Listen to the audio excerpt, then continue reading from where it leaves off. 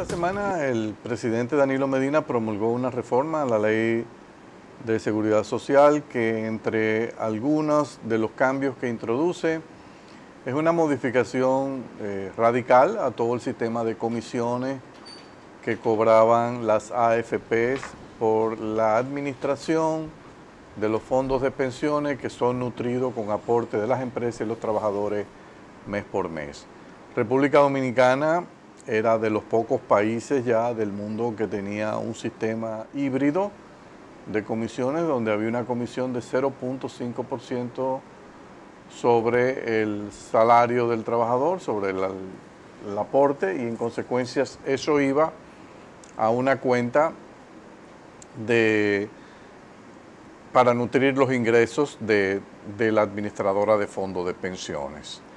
El otro componente era quizás el más debatido de todos, era que se establecía una comisión anual complementaria equivalente al 30% del exceso de rentabilidad que la AFP lograse generarle al cuentaviente, al trabajador, por los fondos invertidos. Y para medir ese exceso de rentabilidad se tomaba una especie de benchmark o tasa de referencia, que era la tasa de interés promedio de la banca, que es una tasa para el periodo de un año relativamente baja, y en consecuencia automáticamente era muy fácil, comprando un bono de Hacienda o un bono del Banco Central, generar unos niveles de exceso de rentabilidad muy altos. Cuando uno analiza la evidencia histórica, ese exceso de rentabilidad en muchos años superó el 50% del total de la rentabilidad. Y si a eso entonces usted le aplica un 25 o un 30%, no hay duda de que la AFP se lleva una parte importante. Hubo una crítica muy fuerte que se hizo a ese sistema, y es que se entendía que ese sistema de comisiones estaba beneficiando excesivamente a las AFP y perjudicando eventualmente al trabajador por el lado de reducir el tamaño de lo que es la tasa de reemplazo, que es el nivel de la pensión que va a recibir a final del momento en que opta por el retiro. Entonces, no hay duda de que hay muchos elementos que afectan la tasa de reemplazo. Vamos a dar un momento el tema de las comisiones. Nosotros tenemos un país con una tasa de contribución baja, 8% es lo que va a la cuenta de capitalización. Es uno de los niveles más bajos de todos los regímenes de capitalización individual que hay en el mundo. Si usted echa un vistazo, por ejemplo, a lo que son los regímenes de reparto que hay en el mundo, países de Europa, etcétera, las tasas de contribución van desde un 20 a un 25%. Los países nórdicos, por ejemplo, es un 25%. Entonces, usted le garantizan una pensión de casi un 80 o 75%, pero usted está mensualmente pagando el 25% de aporte a su cuenta de pensiones. Entonces, es un nivel alto. Entonces, con 8%, pretender que a nosotros nos iba a dar una tasa de reemplazo o a generar un nivel de pensión del orden del 80% era un mito. O sea, tendríamos que estar invirtiendo los fondos de pensión en algunas actividades hasta ilícitas que generaran retorno del 100 al 200% anual. Y eso no es posible. O sea, a lo sumo en República Dominicana se invierten en títulos de Hacienda, títulos del Banco Central, algunos bonos corporativos escasos que hay en el país, en instrumentos financieros de la banca, etcétera. Y ahora algunos fondos de inversión, instrumentos que los fondos de inversión le venden a las AFP. Pero es muy limitado. Lo otro es que nosotros tenemos una edad de retiro relativamente temprana. Ya hay muchos países que han ido reformando las edades de retiro, llevándola a más de 65 años, 67 años, porque es que el problema es que con la esperanza de vida aumentando, en la medida en que usted mantiene la edad de retiro cortada a 60, 62 años, el problema es que usted tiene entonces que le quedarían 20, 25 años de esperanza de vida, y es muy difícil que si usted durante 30 años aportó el 8% de su salario todos los meses, durante 20 o 25 años que va a ser su retiro, le reporten un 80%. O sea, la aritmética no da, no es posible que dé. Y el tercer factor, sin lugar a duda, era el de las comisiones exageradas. El gobierno se sentó con los sectores involucrados, trabajadores, AFPs, y se llegó a un acuerdo aparentemente entre las AFP y el gobierno. Los trabajadores no han quedado muy satisfechos con el acuerdo que se logró. Inicialmente el acuerdo establecía que se iba a sustituir las dos comisiones por una sola comisión unificada de 1.40% en el primer año, la cual iba a ir bajando 0.05% todos los años hasta llegar a 0.85%. Quizás motivado por la presión de los trabajadores, el gobierno y las AFP revisaron y llegaron a un acuerdo de bajar eso un poco más, y va a arrancar con 1.20 y termina en 0.75 a partir del año 2029. A partir del año 2029 se haría una nueva revisión y se vería si es posible hacer una revisión a la baja adicional. Nunca sobrepasaría el nivel del 0.75. Se supone que a medida que los años van pasando, el fondo a administrar va creciendo y en consecuencia usted puede ir reduciendo su tasa de comisión, porque no es verdad que a medida que crece el fondo, en la misma proporción crece el número de instrumentos y análisis que tienen que hacer las AFP para colocar los recursos. Probablemente no crecen en la misma proporción, el número de instrumentos en los cuales se invertiría va a crecer mucho más lentamente que el crecimiento que se va a observar en el caso de los fondos administrados.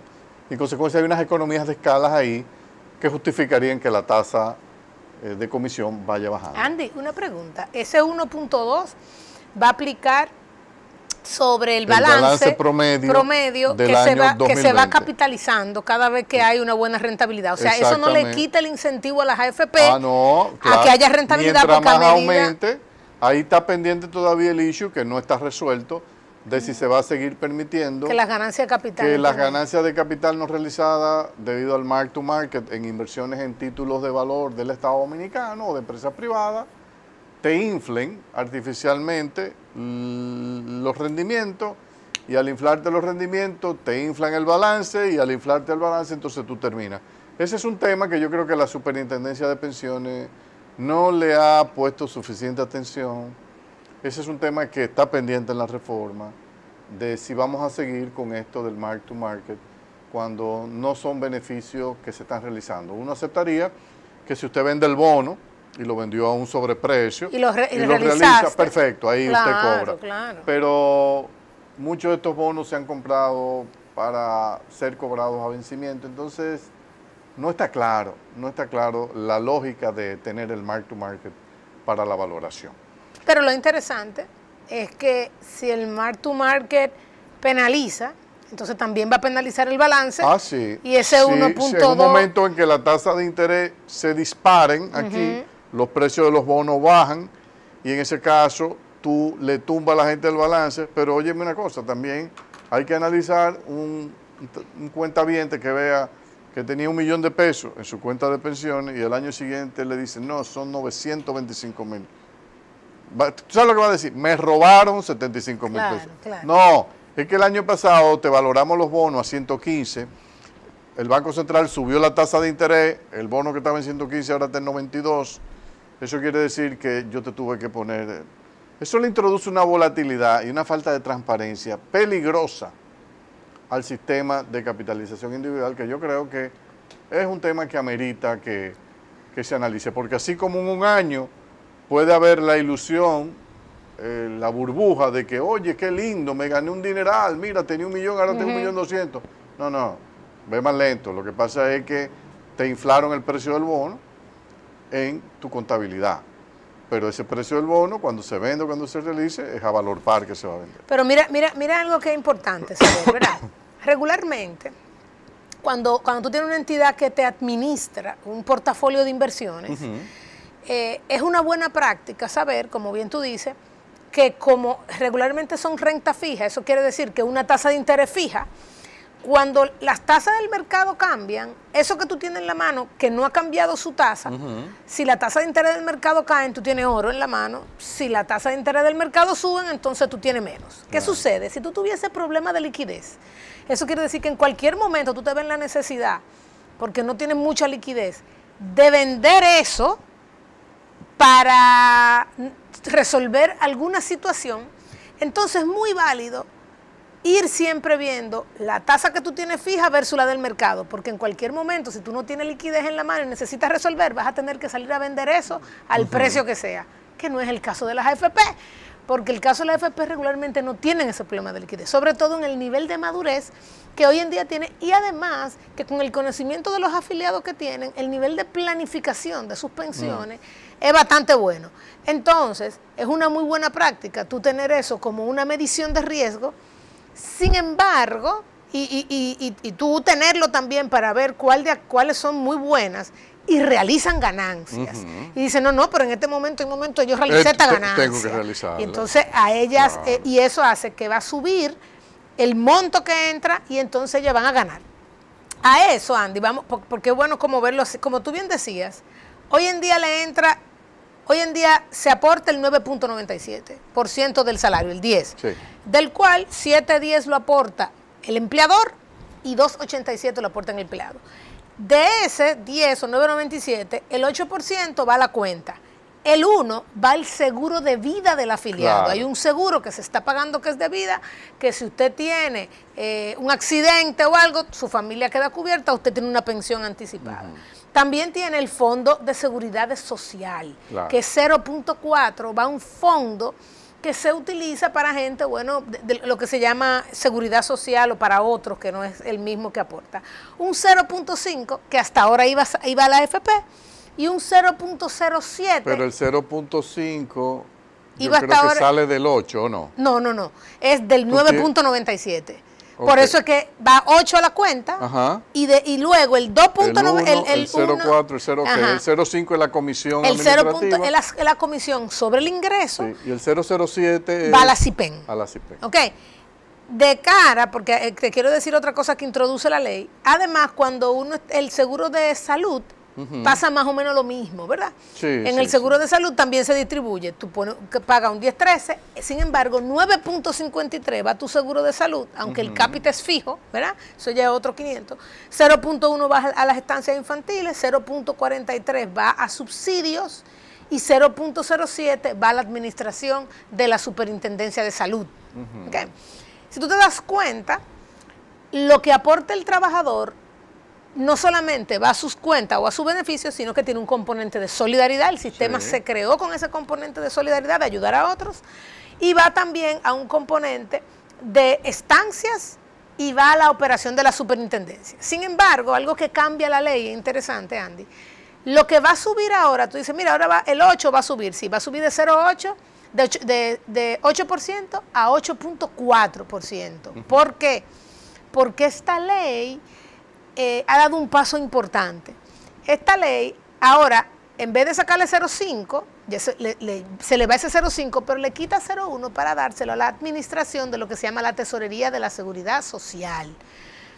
La Tesorería de la Seguridad Social es la entidad, obviamente, que administra, como bien lo dice, todos los ingresos que entran al sistema y luego lo distribuye entre las ARS y la AFP, aunque con la AFP no lo hace directamente, pero también es la que recibe todo esto. Entonces es la que está llamada a monitorear que no exista, Andy, evasión dentro de este sistema de aportes, ¿verdad? Hoy en día no es un secreto que existen muchísimas empresas que se atrasan y lo que hacen es que ya dejan de pagar. Entonces, y ha pasado también con ayuntamientos, o sea, entidades públicas que se encuentran en esa situación.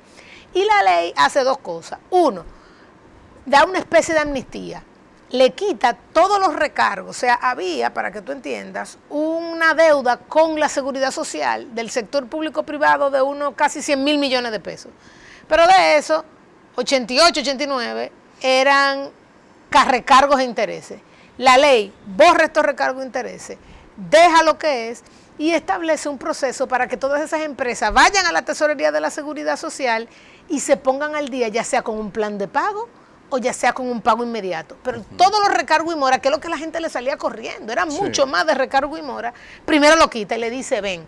Eso le da la posibilidad a muchísimos empleados que ya estaban fuera del sistema Porque si tú duras 3 meses sin contribuir tu empresa, simplemente el empleado está fuera del sistema, el empleado no tiene seguro.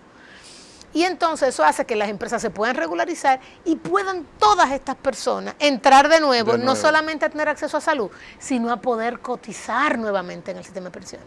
Pero lo más interesante es que ese 0,1 que se le pasa a la TCS, además le da una personalidad jurídica a la TCS, de manera que la TCS puede ir ahora a cobrarte. Hoy en día, con la situación que tiene jurídica de la TCS se puede dar cuenta, para que tú tengas un ejemplo, por ejemplo, que una empresa de repente pagaba tanto de salario promedio de empleados y de repente tiene la misma cantidad de empleados, pero el salario promedio se derrumba de esa empresa. Y ve alertas y cuando va dice, no, espérate, aquí hay un problema. Y te voy a decir los tipos de problemas que hay. No tenía personalidad jurídica, como lo tiene la DGI, para ir cerrarte el negocio porque tú no pagas impuestos. Bueno, la TCS ahora va a tener personalidad jurídica para administrar el riesgo de evasión salarial. ¿Y por qué, Andy? ¿Tú no te imaginas la cantidad de empresas que tienen que salario por debajo del salario mínimo? Pero ya que una pregunta ahí para yo entender mejor. Entonces esa empresa a la DGI le dice que su nómina es X, pero a la tesorería le dice que su nómina es la mitad de X. No, a la DGI... ¿La engaña a los dos? Sí, claramente, porque son empresas que regularmente... O sea que también le rebajan a la DGI, claro. La nómina un año es 100 y con el mismo número de empleados después la nómina 25. Porque son empresas que muchas veces son de consumo masivo y no les interesa generar el gasto porque muchas veces tampoco están transparentando sus ingresos. Entonces también le da una ventaja porque no solamente la TCS va a poder administrar el riesgo de no pago, de subestimación de pago, de subestimación de salarios. No solamente lo va a poder administrar y gestionar, sino que también le va a poder mandar la alerta a la DGI y le dice, bueno, mira, esta empresa yo encontré esta situación, cuidado con lo que puede estar pasando por otro lado. Eso es muy importante, Andy, porque mira qué es lo que pasa. El empleado promedio no entiende cómo funciona este sistema. No entiende que al subestimarte tu salario, está yendo menos a tu sistema de pensiones. Claro. Y muchas veces no saben, entonces hay un esquema de pago que lo que hace es que tú pagues menos TCS, ¿ok? Y con eso tú dices, bueno, pero no importa, porque la salud, que es lo que a la gente le importa, no hay impacto en salud.